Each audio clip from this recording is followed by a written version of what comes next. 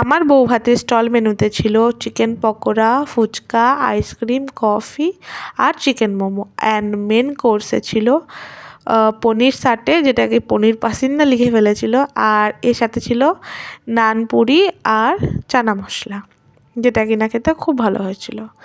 আর এরপরে এসেছিলো ঝুড়ো ঝুড়ো আলু ভাজা, ভাত আর ভেজ ডাল। লেবু চিপে ভাতটা খেতে খুব ভালো লাগছিলো। এরপরে ছিল গন্ধরাজ কাতলা, যেটা কিনা খুব ভালো হয়েছিল। আর আমি তো এটা প্রথমবার খেলাম, যেটা কিনা আমার খুব ভালো লেগেছে। আর এরপরে ছিল বাসন্তী পোলাও অ্যান্ড ছিল মাটন কষা, যেটা কিনা খুব ভালো লাগে, সবারই ফেভারিট। আর মাটনটা এত ভালো হয়েছিল, আমি সেদিনকে 3-4 বার নিয়ে অনেকটা পরিমাণে মাটন খেয়ে ফেলেছিলাম।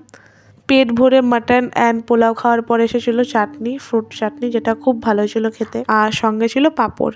আর আমি আবার মাংস দিয়ে চাটনি খেতে খুব ভালোবাসি, তো সেটাই খাচ্ছি। আর মিষ্টিতে ছিল লট চমচম আর রসগোল্লা। যাই হোক, আমি শুধু লট চমচম খেয়েছিলাম, রসগোল্লা খাইনি। যদি ভিডিও ভালো লাগে লাইক করো, বাই।